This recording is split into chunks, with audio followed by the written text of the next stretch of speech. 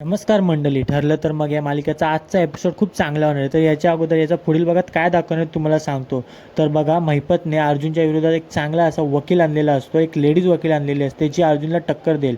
दामिनी देशमुख नावाची ही वकील नक्कीच तुम्हाला मी पुढील भागामध्ये एंडिंगला सांगणार आहे. तर एका साईडला इकडे सायली ही स्वयंपाक करत असते. तिच्या जेवणाची प्रियाने संपूर्णपणे वाट लावलेली असते आणि आता तिला पुन्हा जेवण करायचं असतं. त्यामुळे ती मदत घेऊन पुन्हा एकदा नव्याने जेवणाला सुरुवात करते व जेवण करायला घेते. आणि नक्कीच परत देखील तुम्ही पाहू शकता ती किती मेहनत करते. आणि इकडे ह्या साईडला अर्जुन हा हॉटेलमध्ये गेलेला असतो प्रियाच्या शोधामध्ये. तो हॉटेलवाल्याला जाऊन विचारतो की तुम्ही ह्या मुलीला कधी इथे पाहिलं आहे का. तर हॉटेलवाला बोलतो नाही, मी आजपर्यंत तिला कधीच इथं बघितली नाही. तर अर्जुन त्याला बोलतो की बघा, कधी आठवलं का 2 वर्षापूर्वी इथे यायची. तर एका साईडने एक वेटर हा अर्जुनकडे नुसता बघत असतो. त्याला माहिती असतं की ही पोरगी इथे अगोदर यायची, परंतु वेटर काही बोलत नाही. नंतरला तो हॉटेल मालक सांगतो नाही, मला काय माहिती नाही. तरी अर्जुन त्याला पुन्हा एकदा विचारायचा प्रयत्न करतो की नीट बघा, तुम्हाला बघा आठवतं आहे का नक्की ही इथे यायची का. तर बोलतो नाही हो सर, आम्हाला कसं आठवेल 1.5-2 वर्षापूर्वीचं. तर त्या वेटरला सर्व माहिती असतं. नंतरला अर्जुन पुन्हा एकदा त्या मालकाला विचारतो बघा जरा तुम्हाला होत असेल तर मदत करा, पण तो शेवटी नाही बोलतो. नाईलाजाने अर्जुन तिथं निघतो. तेवढ्यात तो वेटर अर्जुनला थांबून बोलतो की सर, मला माहिती आहे ही मुलगी कोण आहे, मी हिला चांगल्यारीत्या ओळखतो. ही 1.5 ते 2 वर्षापूर्वी इथे अगोदर एका व्यक्तीला भेटायला इथे यायची. तर अर्जुन बोलतो हां का, तुम्हाला माहिती आहे का कोण आहे ही. तर बोलतो हो, मला नक्की आणि चांगलंच आठवते, कारण हिने माझ्या तोंडावरती एकदा थंड कॉफी दिली होती, त्यामुळे माझ्या तोंडावर फेकून मारली होती. नंतरला अर्जुन आणि तो वेटर हॉटेल मालकाकडे जाऊन त्यांना बोलतो की तुमच्या वेटरला माहिती आहे ही मुलगी कोण आहे, तर मग तुम्ही मला प्लीज CCTV कॅमेऱ्यामधनं दाखवू शकता का फुटेज. तर मग हॉटेल मालक बोलतो हो नक्कीच, मी तुम्हाला दाखवण्याचा प्रयत्न करतो. तर इथे एका साईडला सायलीने पुन्हा एकदा स्वयंपाकघरामध्ये चांगलं असं जेवण केलेलं असतं, सर्वांना तयारी करून ती देणार असते. तेवढ्या तिथे अर्जुन हा CCTV चेक करतो व त्याला तिथे त्यामध्ये असं दिसतं की इथे प्रिया आणि साक्षी या हॉटेलमध्ये अगोदर यायच्या. आणि त्यांचं भेट पाहून चैतन्य अर्जुन आता खुश होतो की आपल्याला तिच्याविरोधात काहीतरी पुरावा मिळाला आहे. तर पाहू शकता कॅमेऱ्यामध्ये दिसतंय की साक्षी आणि प्रिया या दोघी इथे एकमेकांना भेटायचं. आणि नक्कीच हा व्हिडिओ फुटेज पाहून अर्जुन खूप खुश झालेला असतो, कारण त्याला एक पुरावा भेटला असतो. तर इथं सायलीने स्वयंपाकघरात संपूर्ण जेवण केलेलं असतं आणि आलेल्या लोकांसाठी ती स्वयंपाकघरात केलेलं चांगलं जेवण हे त्यांना वाढत असते. आणि नक्कीच प्रिया ही तिच्या जेवणाची वाट लावलेली असते, परंतु सायलीने पुन्हा ते व्यवस्थित नीट करून सर्वांना जेवण हे केलेलं आहे. सायलीने केलेली मेहनत पाहून प्रियाचं तोंड तुम्ही पाहू शकता कसं झालेलं होतं आता. तर आता इथे पूर्ण आजीला बरं वाटतं की सर्व आलेल्या लोकांना जेवण भेटतं. आलेले लोक देखील आनंदाने जेवतात व साईचं कौतुक देखील करतात इकडे. परंतु कल्पना आजी आणि पूर्ण आजीला त्याचा काही फरक पडत नाही.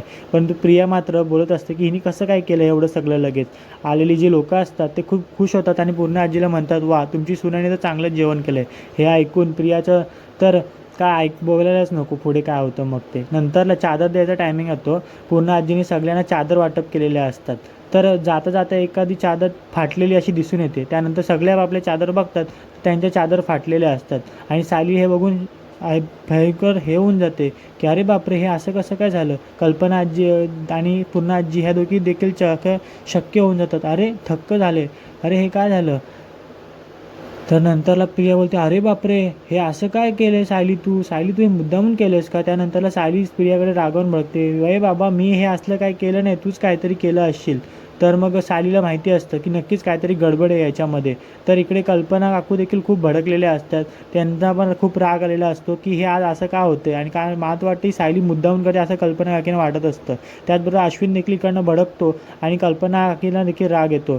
तर प्रिया मुद्दामच टोमणे मारून बोलते अरे बापरे, आज हे असं का होतंय सायलीकडनं. सायली ही आपल्या सुभेदारांची इज्जत घालवायला बघते वाटतं पूर्ण आजी. तर इथे पूर्ण आजी त्यांची क्षमा मागते. तर सायली बोलते अरे असं कसं काय झालं. तर पूर्ण आजी ही भडकलेली असते. तर मग नंतरला प्रिया बोलते की काय गं पूर्ण आजी, सायली मुद्दामून मारत वाटतं, सगळं नाटक करते, आपल्या घरात चांगलं हिला बघवतच नाही आहे वाटतं. आणि तसाच विचार आता कल्पना काकी देखील करतात की ही सायली का मुद्दामून आमच्या घराचं वाटोळं लावायला बघते. तर काय सांगू मित्रांनो तुम्हाला, कोण खरं आणि कोण खोटं तुम्हाला माहितीच असेल. तर सायली तसंच जाते आणि ती चेक करते की प्रियाच्या रूममध्ये ते चादर आहेत का, कारण हे कृत्यामागे तिचाच हात आहे असं सायलीला समजून आलेलं असतं. आणि नक्कीच सायली बोलते की इथे प्रियाच्या रूममध्ये नाही मग कुठे. तर इथं आलेली लोकं सर्व खूप हे झालेले असतात. ते बोलतात काय तुमच्या घरात सुभेदार आम्ही आलो आणि तुम्ही आमची इज्जत घालायचा प्रयत्न करताय. तर इकडे अश्विन देखील बोलायला लागतो पूर्ण आजीला की बघ पुन्हा आजी सायली ही आपल्या घरचं कसं हे करते. तर मग नंतरला प्रिया बोलते की पुन्हा आजी मी ह्यांच्यासाठी ऑनलाईन ऑर्डर करू का गं, मला खूप यांची काळजी आहे, असं नव्हतं व्हायला पाहिजे होतं. तर सायली स्टोअर जाते आणि स्टोअर रूममध्ये शोधायला लागते. तर तिला माहिती असतं नक्कीच ह्याच्यामागे प्रियाचा हात आहे आणि प्रियानेच हे मुद्दामून केलं असतं. नंतर तिला समजून जातं की कपाटामध्ये मी ठेवले होते तर बघू भेटत आहेत का, मे बी प्रियाने ठेवले असतील तर. असं करून ती शोधते, तिला तिकडे भेटतात. नंतर ती घेऊन येते आणि बोलते की पूर्ण आजी हे घ्या, कोणाला काही आणायची गरज नाही, मला तर वाटते आपल्याच घरामधले कोणीतरी हे लपून ठेवलं होतं असं वाटते. त्यानंतरला पूर्ण आजी आणि कल्पना काकू दोघी मिळून सर्व गरीब लोकांना ते दान करतात. ते लोक नंतरला परत खुश होतात. परत इथं प्रियाचं तोंड पाहू शकता तुम्ही कसं झालेलं आहे ते पाहून. आणि नंतरला मग सर्व लोक चादर वगैरे घेऊन नीट आपल्या घरात जात असतात. तेवढ्यात तिथे एका व्यक्तीच्या पायाला काच लागते. तर पूर्णाजी बोलते अरे बापरे हे कसं काय झालं. परत त्या माणसाला सायली धरून आणते व टेबलावरती बसवते. नंतरला सायली त्या माणसाच्या पायाला मलम लावायचा प्रयत्न करते. तर प्रिया मुद्दामून बोलते अगं बापरे, अरे बापरे हे काय झालं, काय सायली मुली सगळं होते नुसतं आपल्या घरात. तर पूर्ण आजीला देखील थोडंसं टेन्शन येतं की काय आजच्या दिवसात हे नेमकं असं का चाललं आहे. तर सायली एका साईडला येते आणि नंतरला ते जे काचेचे तुकडे असतात ते जमा करायला घेते. त्यानंतर तिला आठवतं अरे हा ग्लास तर मी मगाशी प्रियाच्या हातामध्ये बघितला होता, हा इथे कसं काय आला. त्यामुळे ती भडकते आणि प्रियाला विचारते काय गं प्रिया, हा ग्लास तर मगाशी तुझ्या हातामध्ये होता. तर सायलीला रागावून पाहून प्रिया थोडी डगमगते व कल्पना देखील सायलीकडे बघत बसतात की सायली अशी कसं काय बोलते. नंतरला प्रियाला ही बोलत असते मला नाही माहिती, मला काय माहिती. तर मग नंतरला कल्पना काकू बोलतात हा अगं प्रिया हा ग्लास तर मी तुझ्या हातात बघितला होता. त्यामुळे प्रिया आता पूर्ण घाबरून गेलेली असते. अश्विन देखील प्रियाला विचारतो काय गं प्रिया खरं आहे काय. तर कल्पना काकू बोलतात हो प्रिया मी तुला मगाशी बघितलेलं तुझ्या हातामध्ये हा ग्लास होता. तर मग सायली सांगते की मगाशी प्रियाला पाणी पाहिजे होतं म्हणून प्रियाने हा ग्लास घेतला होता. आपल्या घरात 6 ग्लास आहेत, त्यातला 5चे जे ग्लासेस एका जागेवरती आहेत आणि 6वा ग्लास प्रियाच्या हातामध्ये होता आणि तोच ग्लास आता नाही आहे तिथे, म्हणजे हाच तो फुटलेला ग्लास आहे. हे ऐकून पूर्ण आजी थोडे थक्क होऊन जातात. अश्विन देखील प्रियाकडं बघत बसतो. प्रिया ही घाबरून जाते अरे बापरे आता मी काय करावं, काय बोलू यांच्या पुढे.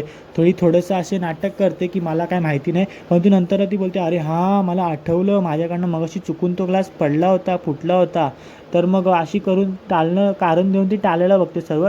नंतरला पूर्ण आजी तिला बोलते अगं तुझ्याकडनं असं झालं तर सांगायचंच ना तू.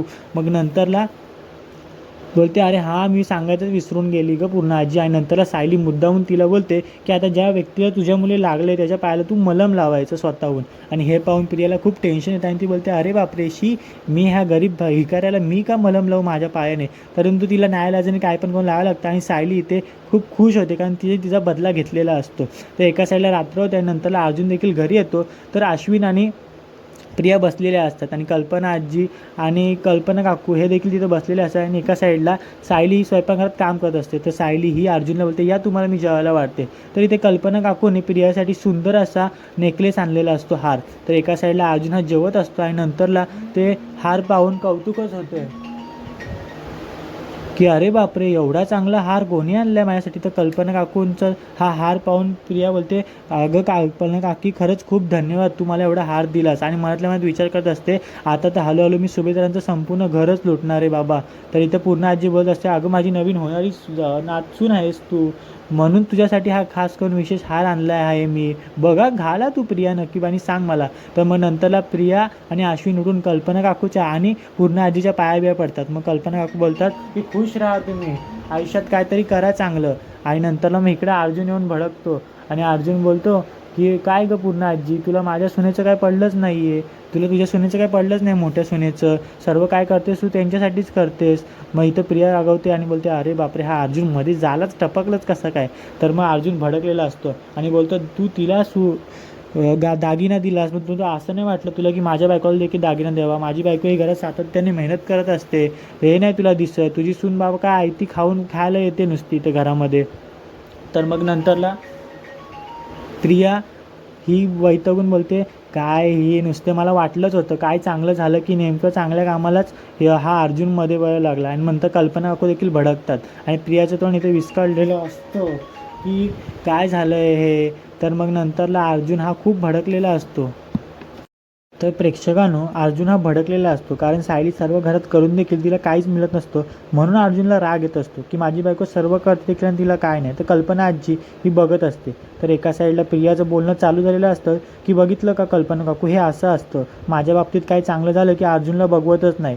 तर नंतर मग सायली ही अर्जुनला बोलत असते की अहो जाऊ दे ना, तुम्ही सोडा ना, मला सगळ्या गोष्टी जेव्हा मी लग्न करून आले तेव्हा मिळाल्या होत्या, तर कशाला आता तुम्ही राग करताय. तर मध्येच अश्विन देखील अर्जुनला बोलतो, कशाला तुझ्या बायकोला मिळालं पाहिजे, तुमचं लग्न काय तुम्ही नीट केलेत का, शेवटी कॉन्ट्रॅक्ट मॅरेज होतं तुमचं. तर मग इथं पूर्णा आजी ही अर्जुनकडे बघत असते आणि अर्जुनला खूप या गोष्टीचा राग आलेला असतो आणि याच्यावरनं त्यांच्या घरामध्ये भांडणं चाललेलं असते.